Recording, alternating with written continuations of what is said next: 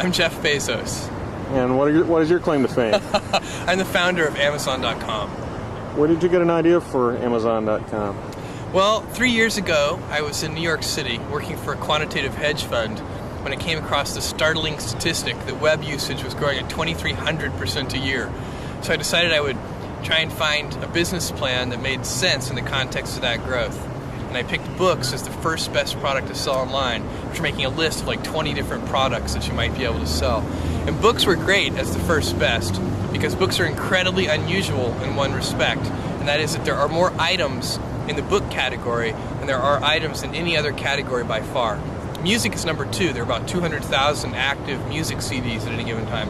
But in the book space, there are more than 3 million different books worldwide active and in print at any given time across all languages.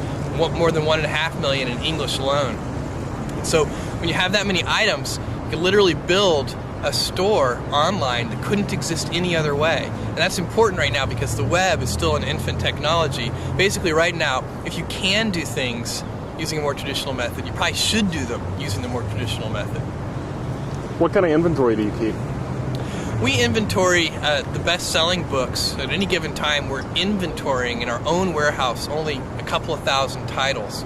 And then we do almost in-time inventory for another 400,000 titles or so. We get those from a network of we order electronically from a network of wholesalers and distributors. We order those today. They're on our loading dock the next morning. Then for another 1.1 million titles, we get those directly from 20,000 different publishers, and those can take a couple of weeks to get. And then there are 1 million out-of-print books in our catalog. We have a catalog of 2.5 million books altogether. Those 1 million out-of-print books, some of them we can get and some of them we can't, but we find them if we can, and then we ship them to our customers. We do kind of a search on those. What's almost-in-time inventory? Almost-in-time inventory is the phrase we use to describe a whole selection of books that we offer. It's basically the things that are, below the 2,000th best-selling book up to the 400,000th best-selling book. Those are titles that we can get from a network of more than a dozen different wholesalers. So if a customer orders a book from us today, we order that book from our wholesalers today, and that book shows up on our loading dock the next morning. And then we can ship it to the customer. They say one of the toughest things to do on the internet is to capture mind share. What was your secret? How did you do that? Yeah, even more generally, I agree with you that capturing mind share on the internet is extremely difficult. Even more generally, it's the late 20th century, not just the internet. Capturing attention. Attention is the scarce commodity of the late 20th century. And one of the ways that you can do that, and it's the way that we did it, was by doing something new and innovative for the first time that actually has real value for the customer.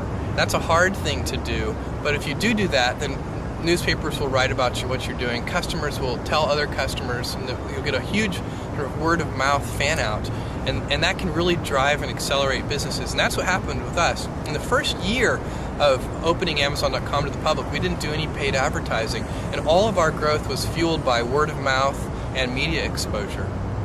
I saw little ads at the bottom of the column of the New York Times. That was our very first advertising. We don't do that anymore, but at the very beginning, we did little tiny ads at the bottom of the front page of the New York Times.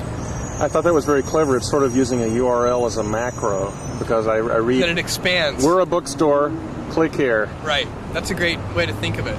And it worked very well, apparently. I don't know, the problem with that kind of advertising is it's extremely difficult to track. Put a different URL for every... That's the problem, is that you want people to start to learn your URL, so you don't want to actually use a different one. And it's very easy. One of the great things about online ads, we do advertising today in maybe 40 different on different websites. We do banner ads, and that advertising is very easy to track in terms of knowing how effective it is. So we know for each piece of creative in each venue, not only how many click-throughs we get, but how many sell-throughs we get, and how many dollars of revenue it generates per ad dollar spent on that creative in that venue. And that is a sort of a marketer's nirvana in a certain sense. Well, it's an exciting place to be on the web right now. Oh, it absolutely is. I mean, it's just incredible. This is what's really incredible about this is that this is day one. This is the very beginning. This is the Kitty Hawk stage of electronic commerce. We're moving forward in so many different areas, and lots of different companies are as well. And the late 20th century is just a great time to be alive. You know, we're going to find out that I think a millennia from now, people are going to look back and say, wow, the late 20th century was really a great time to be alive on this planet.